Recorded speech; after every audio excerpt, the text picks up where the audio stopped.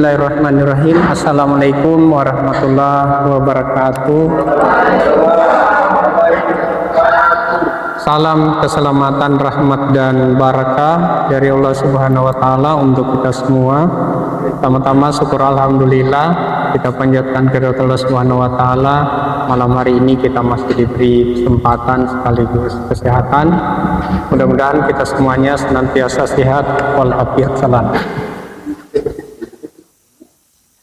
Oke teman-teman, saat kapan kita menggunakan regresi panel data? Jadi pada saat penelitian kita melibatkan banyak perusahaan dan setiap perusahaan itu kita teliti pada kurun waktu juga yang banyak. Nah, itulah yang disebut dengan mengkombinasi antara data time series dan cross section. Bagaimana contohnya? Contohnya yang ini, yang tahun ini di PPT kita mulai dari tahun 2013 sampai 2020 itu disebut dengan data time series, kurun waktu. Kemudian ada yang sektor ini ekonomi, ada A, B, C dan seterusnya sampai Q ini disebut dengan cross section. Jadi kombinasi antara data time series dan cross section itulah yang disebut dengan panel data. Maka saya harapkan nanti teman-teman kasus ini kita harus selesaikan dengan menggunakan regresi panel data atau regresi data panel. Gitu. Aplikasinya nanti kita gunakan aplikasi EPIUS. Ya sekarang sudah ada EPIUS 13 kemarin. Iya kemarin saya lihat sudah ada yang keluaran EPIUS 13. Sudah bisa dipahami ya? Itu yang pertama. Yang kedua, kalau satuan ukur variabel kita berbeda, ini diperhatikannya, satuan ukur variabel berbeda, misalnya X1 rupiah, X2 rupiah, ini di contoh saya ini X3 bukan rupiah, tapi yang X3-nya ini, Y-nya itu tenaga kerja itu semuanya jumlah orang. Jadi rupiah ketemu jumlah orang, satuan ukur tidak sama. Maka kita harus berlakukan penyeragaman satuan ukur lewat logaritma natural. Jadi tidak bisa langsung diprogram, tapi di log naturalkan. Saya mulai dari grid. Nah, yang pertama kita perhatikan adalah yang ini. Ini kita harus ambil yang balance panel. Yang ini ya, balance panel. Nih, untuk menyelesaikan kasus tadi, start date tahunnya tadi kita mulai dari 2013. Kemudian end date-nya itu kita di akhir 2020. Kemudian number of cross section yang ini teman-teman. Nih, number of cross section mulai dari A ini sampai dengan Q. Jadi kalau kita hitung A sampai dengan Q itu ada 17 datanya, number of cross section-nya. Jadi kita ketik di sini 17. Kemudian kita oke. Nah, sampai di sini kemudian kita masuk di quick. Yang ini ya, di menu quick. Ini saya kasih yang paling cepat, yang simple dan paling cepat di dalam menyelesaikan. Kemudian kita pilih quick ini. Setelah itu kita pilih empathy group. Ya, saya pindahkan sini. Kelihatan ya? Ya. Lalu kita ambil datanya tadi, data yang sudah di logaritma naturalkan. PMDN ini penanaman modal di dalam negeri X1, PMA penanaman modal asing X2, tenaga kerja adalah Y, variabel dependen, gitu, atau variabel Y, tenaga kerja.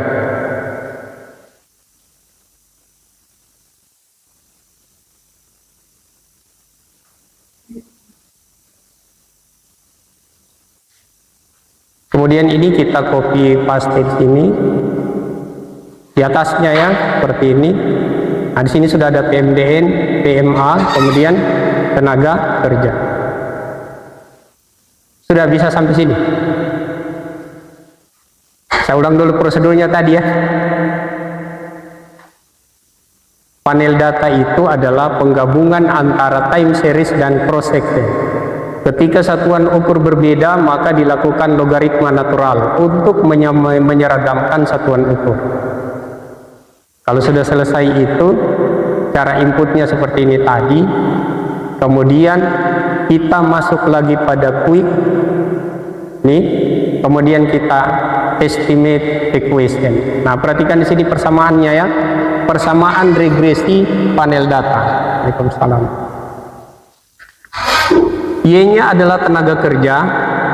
Kita masukkan persamaan regresi panel datanya. Jadi perhatikan yang paling ujung itu variabel Y.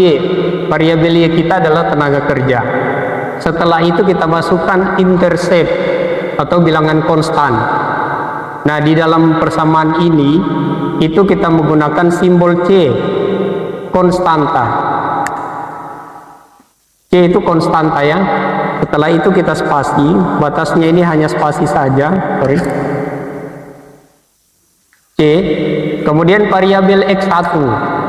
X1 itu PMDN. Kemudian variabel X2 PMA. Gitu ya, bisa sampai sini diikuti. Kemudian kita panel option. Nah, kalau dia pilihannya non seperti ini dua-duanya, teman-teman di cross section ini ada non, ada fixed effect, kemudian ada random effect. Ya. Kalau kita pilih non, ini outputnya nanti kemudian yang dihasilkan adalah output common effect. Sudah yang ini. Nih. Saya tulis dulu ya. Banyak spidol padahal di sini.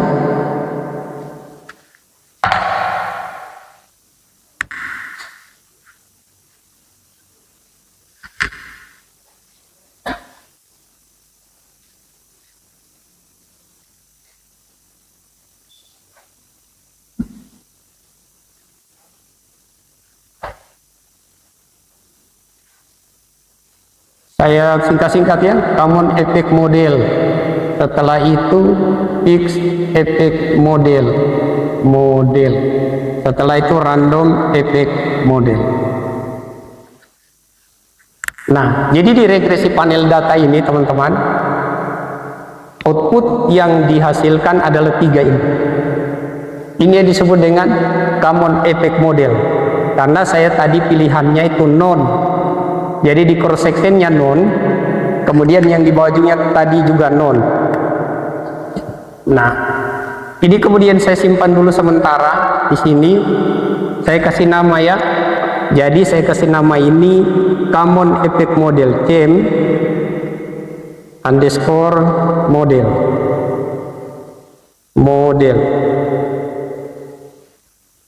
Kemudian saya oke. Lihat teman-teman, untuk sementara dia sudah tersimpan di sini common effect model. Ini tersimpan, nanti supaya sebentar kita bisa buka lagi. Sudah bisa sampai sini, saya. Oke, saya tutup. Kita cari output yang kedua. Masih di quick, kemudian kita estimate equation. Nah, oke. Rinaldi, apa tadi persamaannya? Belum. Variabel Y dulu. Ya, tenaga kerja. Setelah itu intercept. Tahu bilangan konstannya. C. Setelah itu variabel X1 PMDN. Setelah itu spasi PMA, karena variabel X-nya hanya 2, PMDN dan PMA. Oke, setelah itu kita pilih panel option. Nah, cross sectionnya ini kita ganti dengan fixed effect. Nah, periodnya tetap, tak usah diganti. Kemudian kita oke. Maka kita dapatkan output fixed effect model. Itu yang kedua sudah ada. Ini output fixed effect model. Gitu. Nah, maka saya beri nama ini, saya simpan dulu sementara. Namanya fixed effect model PEM shape underscore underline model. Ingat ya, PEM fixed effect model. Kemudian saya oke. Kita bisa tutup dulu teman-teman. Setelah itu kita ambil yang ketiga, masih di quick, kemudian estimate equation. Oke. Nah, coba yang ikuti tadi terus. Nah, ini yang kacamata depan. Bagaimana lagi persamaannya? Kau yang di depan ini, kau yang paling lihat. Gimana persamaannya? Ya, yang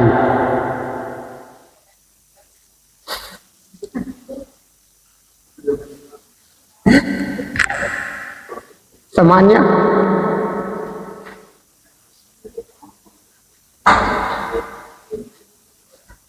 wih, 3 orang TDM. Persamaannya iya, coba lihat itu keren. Y, oke. Y adalah tenaga kerja. Nah, gitu.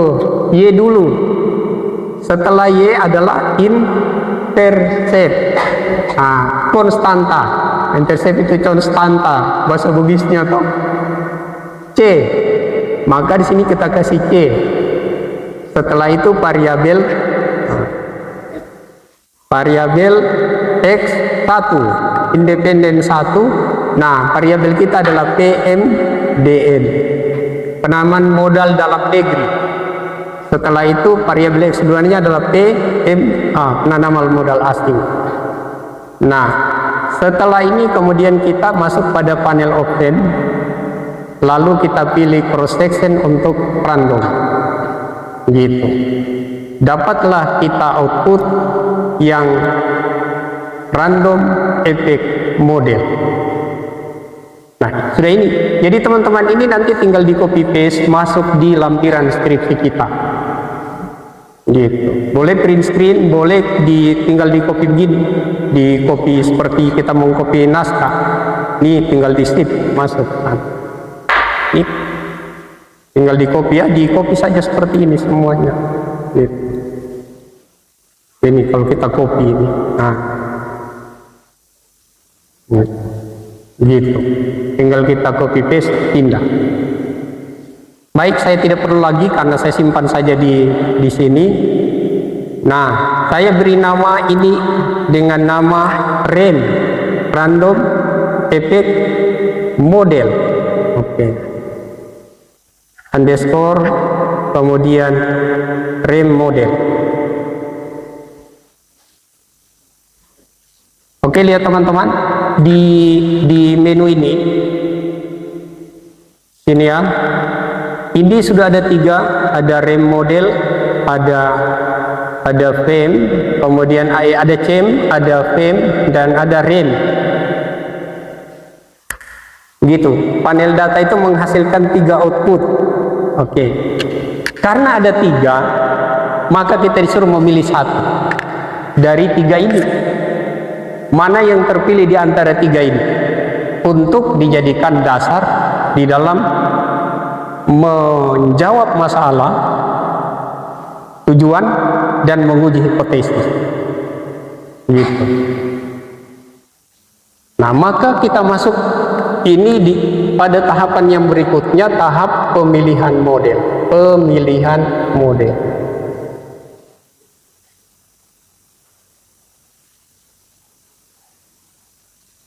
Maksudnya kita pilih di antara 3 ini mana yang terpilih. Gitu ya. Oke, ikuti dengan baik ini supaya nanti bisa dipaham. Dalam pemilihan model yang pertama kita lakukan adalah show test.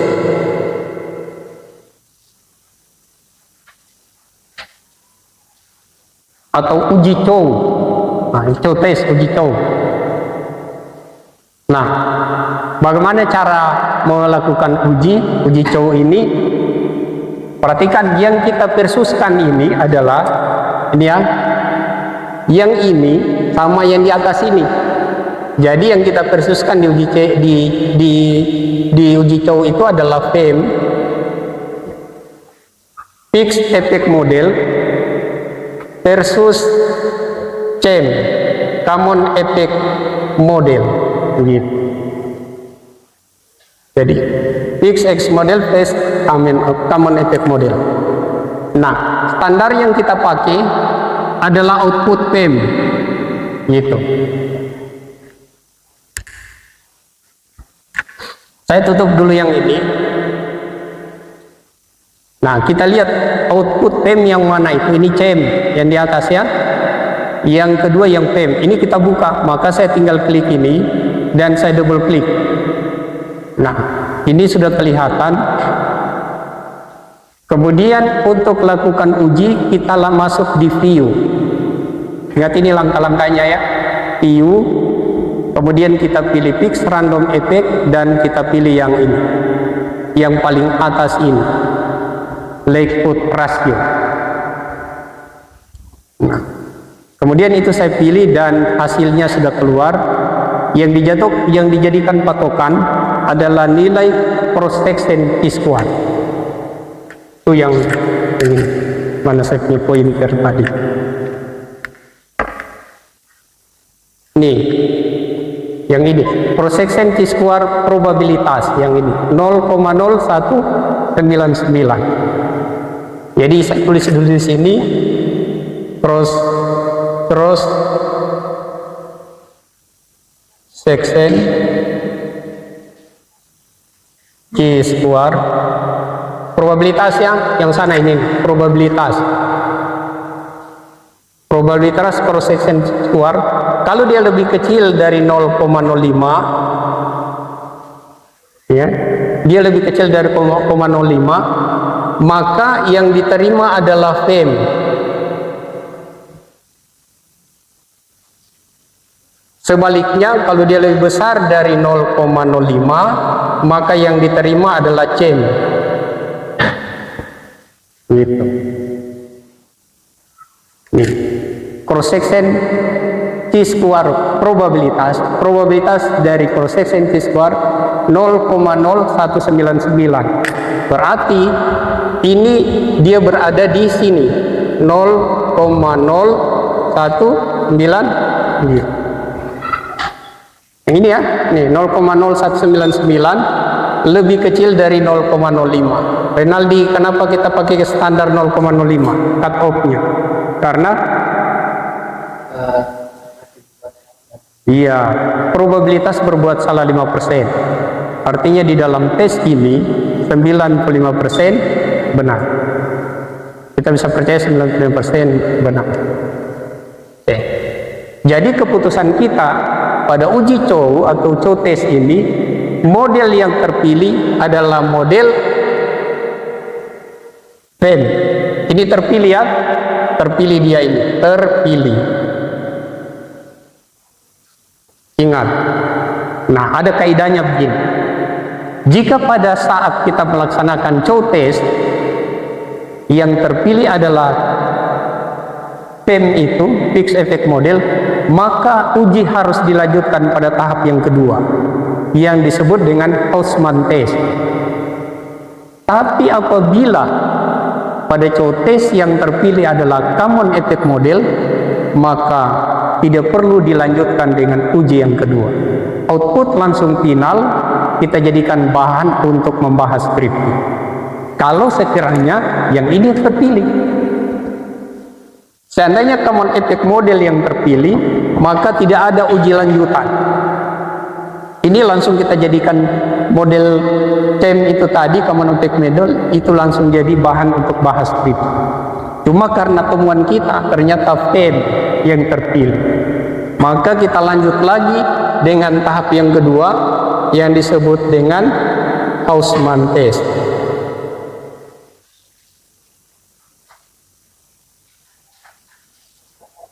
Oke, uji Hausman tes lagi yang kedua. Oke? Nah. Coba, kenapa katanya kita harus uji lagi Hosman tadi? Karena apa? Dia tidak mengerti kayaknya yang saya bicarakan ini. Kenapa katanya? Karena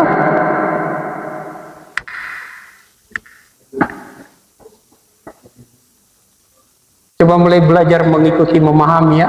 Jadi jangan sampai nanti ini Anda hanya kelihatannya, matanya saja yang dia lihat, padahal tidak masuk di dalam otak. Coba kalau yang saya tes. Kenapa dilanjutkan lagi dengan uji yang kedua? Karena ini barusan saya bicarakan tadi ini, baru saya bilang. Karena yang terpilih Pen, maka harus dilanjut dengan Hosman. Sekiranya yang terpilih adalah Cem, maka tak usah lagi dilanjutkan dengan uji Hosman. Langsung kita jadikan output itu, Cem itu, untuk membahas skripsi, memecahkan masalah, mencapai tujuan dan menguji hipotesis, sekaligus menarik kesimpulan. Cuma karena yang terpilih adalah Pen, maka kita lanjut dengan uji yang kedua, yang disebut dengan Hosman test. Gitu ya. Nah sekarang untuk Hosman test ini yang kita versuskan adalah Pen, perhatikan ya, Pen versus Ren. Jadi fixed effect model versus random effect model. Nah, gitu. Pada uji Hosman ini. Nah, sekarang kita lihat bagaimana cara kerjanya. Sorry, yang dijadikan dasar adalah di dalam uji ini ya, yang dijadikan dasar adalah REM. Nih, dasar output untuk menguji REM. Tadi ini FEM sudah. Sebentar kita masuk di REM. Jangan lagi yang ini karena ini sudah tadi.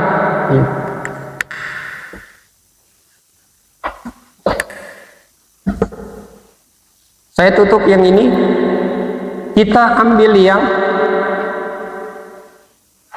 rem, ya, bukan rem motor ya, rem model yang ini. Oke, double klik, sudah ini hasilnya.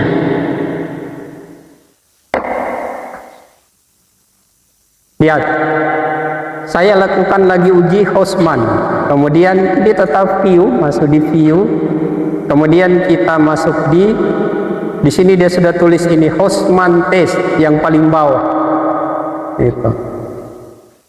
Hosman test. Oke, sudah selesai.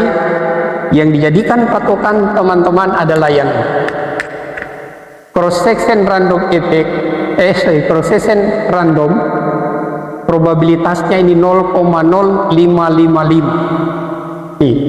Cross section random probabilitasnya 0,005. Oke, saya tulis dulu di sini. Probabilitas cross section random sama dengan berapa dia situ? 0,055. 0,0000555. Lebih besar atau lebih kecil? Hah? 0,0555. 0,0 sorry. Iya, saya sudah. 0,055 berarti lebih besar dari 0,05. Nah, ya teman-teman, kalau dia seperti ini, maka yang terpilih adalah, yang terpilih mana? Yang terpilih adalah red. Ini yang terpilih adalah red.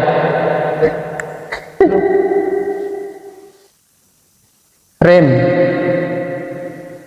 Kalau sebaliknya, ini sebaliknya 0,05, maka yang terpilih adalah FEM.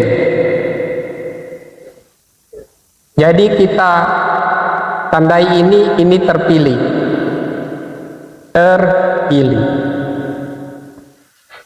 Gitu ya. Sedikit ini saya sudah kasih pelan-pelan, dan yang paling praktis ini saya ajarkan Anda. Kalau nanti Anda yang tidak mengerti, Anda yang keterlaluan. Karena sudah saya kasih yang paling praktis ini, paling cepat, paling praktis. Gitu. Lihat, yang terpilih adalah rem.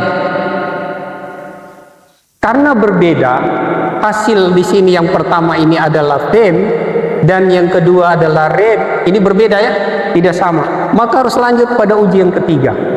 Karena tidak sama. Seandainya dia sama, di sini fem dan di sini juga fem, maka tak perlu ada lagi uji yang ketiga. Jadi yang kita jadikan final untuk outputnya adalah fem. Cuma karena ini dia tidak sama, lihat, ini fem, di sini rem, maka kita lanjut lagi uji yang ketiga. Itulah yang disebut dengan LM test, Lagrange multiplier, Lagrange multiplier test. Lagrange multiplier ini cuma dulu main layang-layang, tidak bisa bertanda supaya Rinaldi jangan dia terlalu serius. Ya, bisa ya? Oke, coba saya review lagi. Nah, ini yang di belakang ini tadi. Ini yang di belakangnya ini. Oke. Kenapa katanya kita mesti lanjut dengan uji yang ketiga? Karena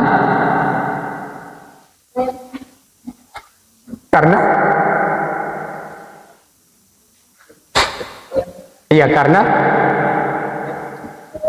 apa kita lanjut uji yang ketiga? Karena apa?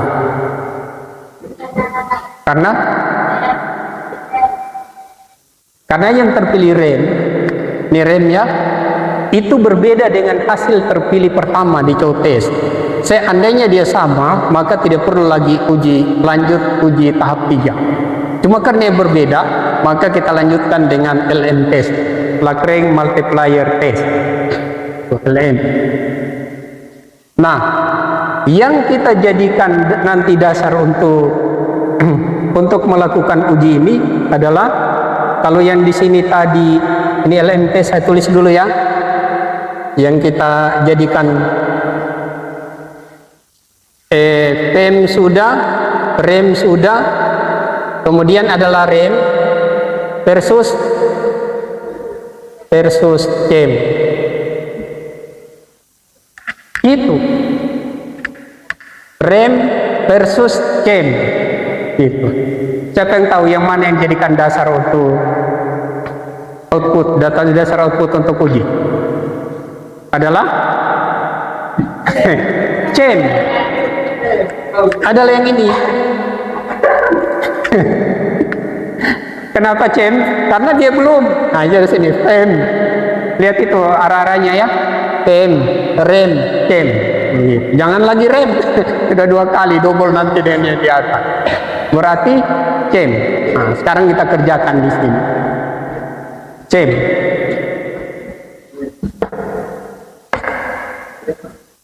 Ini saya tutup, kemudian kita cari cem. Berarti yang di atas ini ya. Bisa dilihat. Oke, double klik. Cem, kemudian masuk lagi di view. Kemudian kita pilih Lagrange multiplier LM test. LM test yang ini. Lagrange ya. Lagrange multiplier. Oke. Nah, itulah hasilnya. Lihat, dasar pengambilan keputusannya yang kita lihat adalah cross section dari bis pagan ini. Nilainya yang ini, teman-teman, yang di dalam kurung ini 0,1140. Cross section dari bridge pagan. Nilainya 0,1140. Sekarang kita lihat.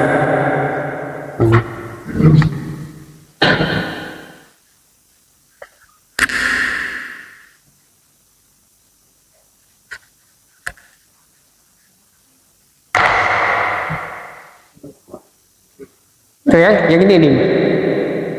Jadi ketentuannya cross section dari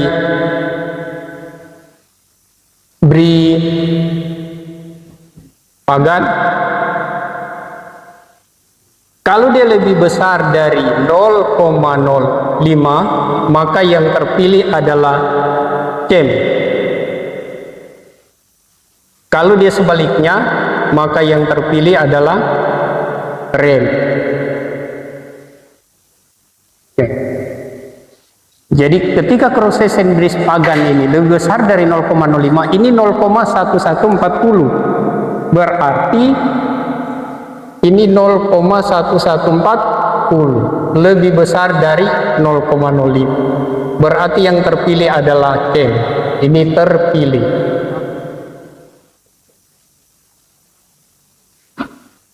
Maka tidak ada lagi langkah yang keempat, sudah selesai sampai 3 saja. Berarti di 3 ini kita temukan bahwa output yang terpilih menjadikan bahan analisis skripsi adalah common effect model, CEM. Nah, yang mana CEM itu sudah yang ini tadi.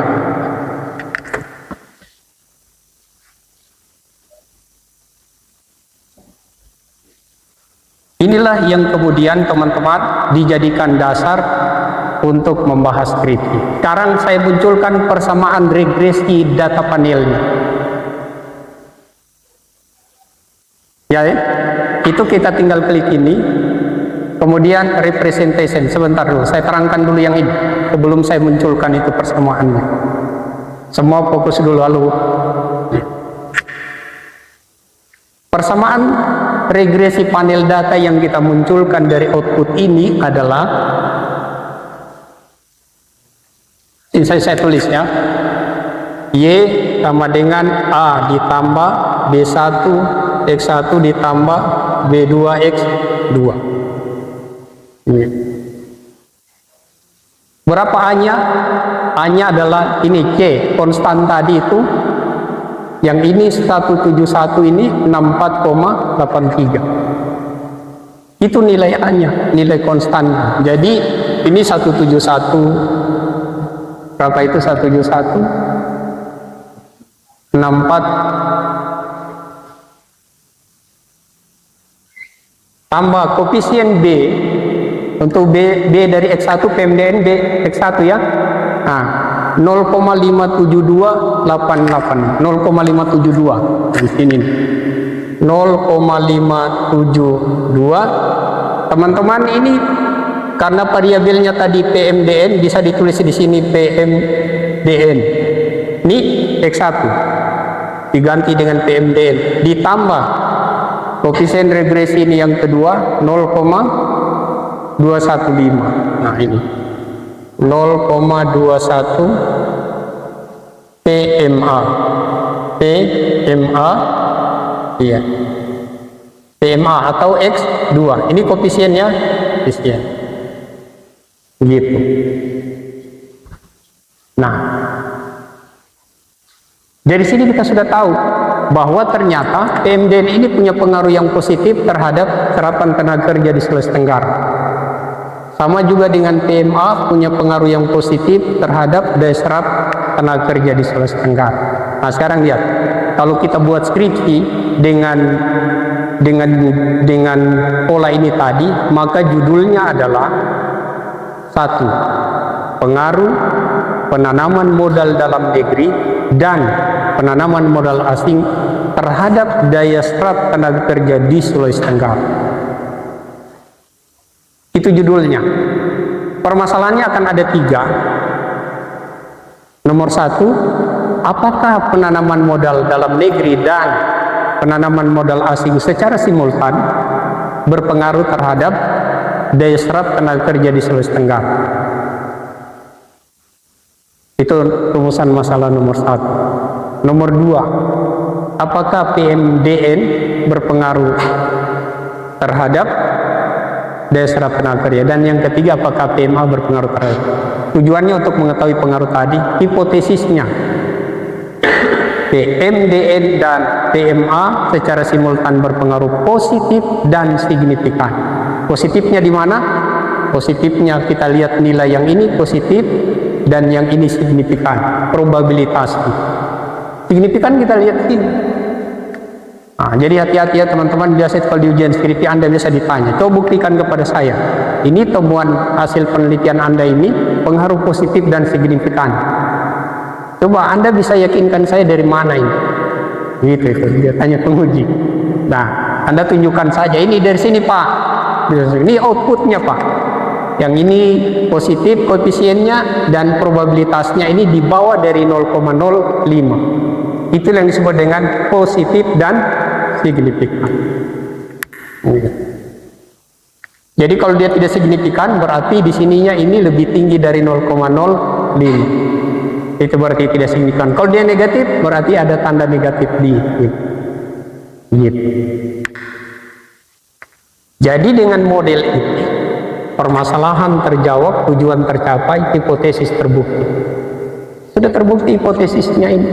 PMDN berpengaruh positif dan signifikan. Ini juga PMA berpengaruh positif dan signifikan. Simultannya di mana? Lewat uji F. Yang ini F statistik 44,902 dengan probabilitas F 0,000 di bawah dari 0,05. Maka secara simultan PMDN dan PMA X1 dan X2 secara bersama-sama berpengaruh positif dan signifikan. Jadi 3 masalah itu terjawab, 3 hipotesis teruji. Nah, tinggal kita masuk pembahasan. Nanti diajar di pembahasan di mata kuliah metodologi di semester 7.